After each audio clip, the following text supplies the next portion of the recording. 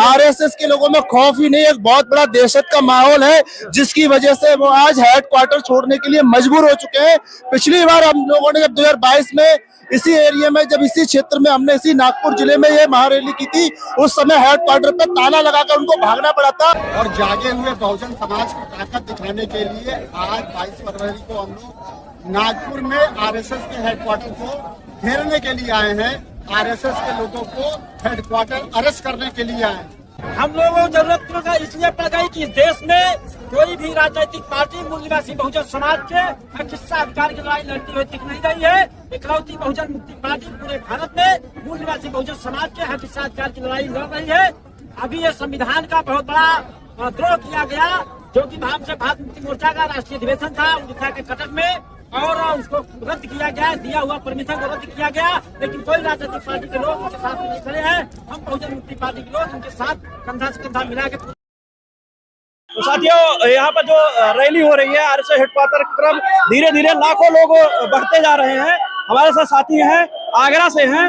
क्या कहेंगे सर, जिस तरह ये रैली आगे जा रही है, बताया जा रहा है कि आरएसएस के लोगों में खौफ है आप लोगों का। आरएसएस के लोगों में खौफ ही नहीं, एक बहुत बड़ा दहशत का माहौल है, जिसकी वजह से वो आज हेडक्वार्टर छोड़ने के लिए मजबूर हो चुके हैं।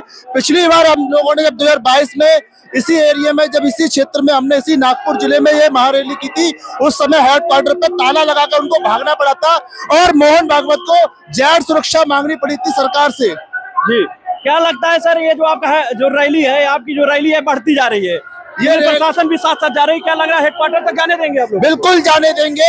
अगर ये हमको आज नहीं जाने देंगे तो आज हम लोग पूरा नागपुर जाम कर देंगे।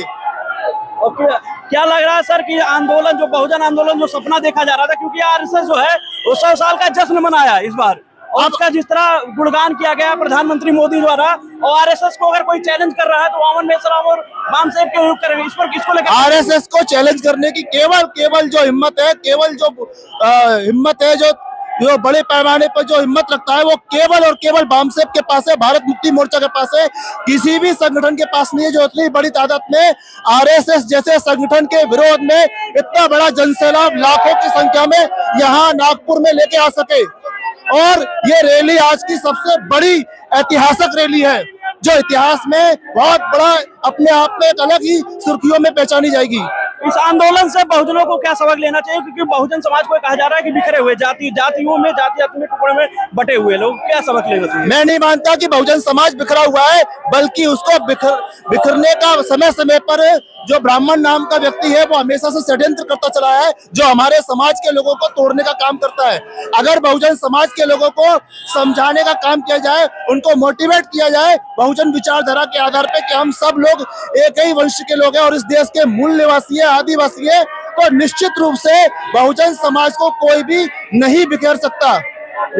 अंत में तमाम SC ST OBC के लोग जो इस आंदोलन से भी शामिल नहीं हो पाया, या दूर दूर तक अभी तक बामसेब का ये मैसेज नहीं पहुंच पाया, उन तक क्या मैसेज देना चाहेंगे? बहुजन समाज को, तमाम पार्टियों को, तमाम संगठनों को क्या मैसेज देना चाहेंगे? उसके लिए केवल एक ही तरीका है, क्योंकि हम लोग मेन स्ट्रीम मीडिया के भरोसे नहीं है, जो गोदी मीडिया है, जो बिकी हुई मीडिया है, जो रखी हुई मीडिया है। हमारे पास अगर कोई सबसे बड़ी मीडिया है वो ग्लोबल मीडिया, सोशल मीडिया है, इंस्टाग्राम है, व्हाट्सएप है, फेसबुक है, यूट्यूब है, और इसके अलावा दूसरा कोई और मीडिया नहीं है जिसपे हमें विश्वास है कि वो हमारी आवाज को आवाम तक पहुंचाएगा। और ये रैली पूरे देश भर के, दुनिया के कोने कोने पर इसका संदेश जा चुका है। क्या आगे का क्या प्लान है आप लोगों का? आगे का प्लान वही होगा जो राष्ट्रीय नेतृत्व आह्वान करेंगे, और उसी के आधार पे अंतिम निर्णय लिया जाएगा कि आगे करना क्या है, क्योंकि इन लोगों पर बैन लगाना बहुत जरूरी है। ये लोग देश के लिए बहुत घातक है, जो समाज को तोड़ने की राजनीति करते हैं। जी, तो साथियों, हमारे साथ उत्तर प्रदेश से साथी थे। इन्होंने साफ तौर पे कहा कि आरएसएस जैसा संगठन जो देश में जात में बांटने का काम कर रही है, कहीं कार्यक्रम होता है SC ST OBC का तो वहां पर पहुंचकर वहां पर दंगे भड़काने का काम करते हैं, तो ऐसे संगठनों पे बैन लगना चाहिए। साथियों, आपकी क्या राय है? ऐसा सर कह रहे हैं, जो इनकी जो बातें हैं उस पर आपकी क्या राय है? कमेंट बॉक्स में जरूर दीजिए। नागपुर में वामन मेश्राम द्वारा ऐलान किया गया था कि आरएसएस हेडक्वार्टर पर लाखों लोगों का मोर्चा लेके जाएंगे। यहाँ पर मोर्चा के जो कार्यकर्ता हैं वो बड़े पैमाने पर नाम उपस्थित हैं, इसी विषय में बात करेंगे। क्या कारण है कि नागपुर की धरती पर यहाँ पर देश भर के लोगों को आना पड़ा? क्या कहेंगे सर, आप लोग कहाँ से आए हो? मैं प्रयागराज से आया हूँ। जी, और क्या कारण है सर कि आप लोगों को उत्तर प्रदेश से नागपुर आना पड़ा?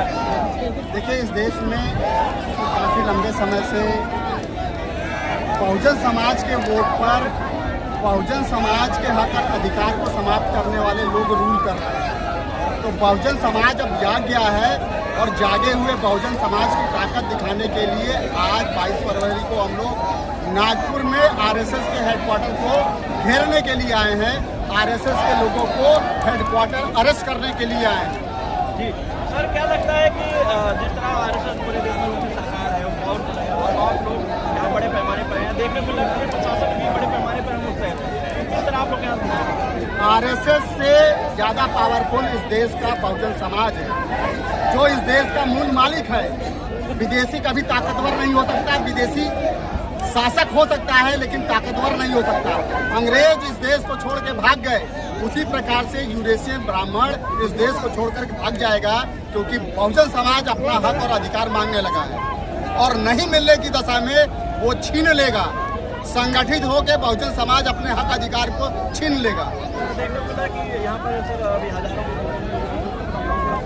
कितने बड़े पैमाने पर कॉल किया गया था? देखिए, आज के इस महारैली में पूरे भारत से बहुजन समाज के लाखों लोग उपस्थित होंगे और निश्चित रूप से आरएसएस हेडक्वार्टर को हाउस अरेस्ट करेंगे। और भी हम लोग हैं, उनसे बात करेंगे। मैं उत्तर प्रदेश बस्ती जिले से हूँ और भारत विद्यार्थी मोर्चा का बहुत सारे लोग आए हैं।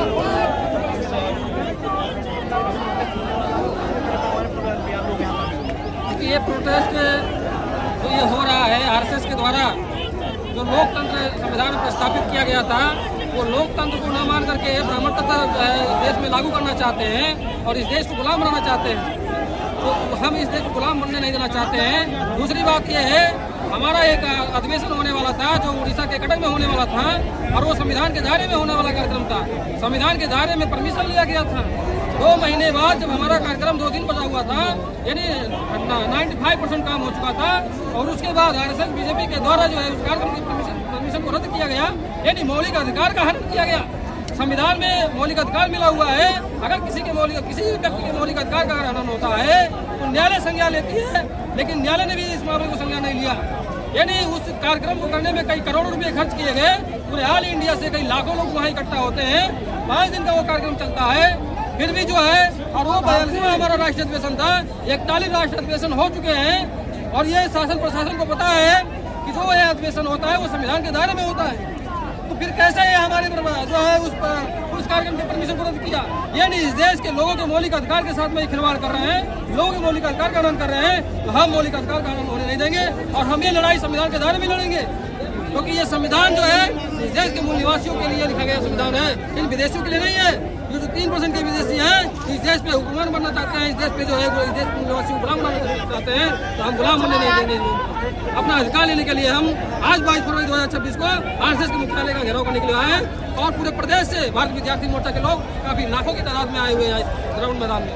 और भी हम लोग हैं, बातचीत करेंगे। हमारे साथ बहुजन मुक्ति पार्टी का ये क्या नाम है सर, कहाँ से आए हैं? महेंद्र कुशवाहा, कार्यकारी प्रदेश अध्यक्ष बहुजन मुक्ति पार्टी उत्तर प्रदेश। जी, आप लोगों को क्या जरूरत पड़ गई सर? हम लोगों को जरूरत इसलिए पड़ गई कि इस देश में कोई भी राजनीतिक पार्टी मूल निवासी बहुजन समाज के हक हिस्सा अधिकार की लड़ाई लड़ती हुई दिख नहीं रही है। इकलौती बहुजन मुक्ति पार्टी पूरे भारत में मूल निवासी बहुजन समाज के हक हिस्सा अधिकार की लड़ाई लड़ रही है।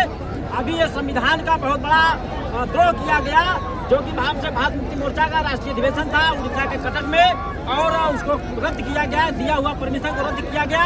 लेकिन कोई राजनीतिक पार्टी के लोग इनके साथ नहीं खड़े हैं। हम बहुजन मुक्ति पार्टी के लोग इनके साथ कंधा से कंधा मिला के पूरी संघर्ष शक्ति के साथ खड़े हैं। तो साथियों, हमारे साथ समाज के लोग हैं, क्या राय है?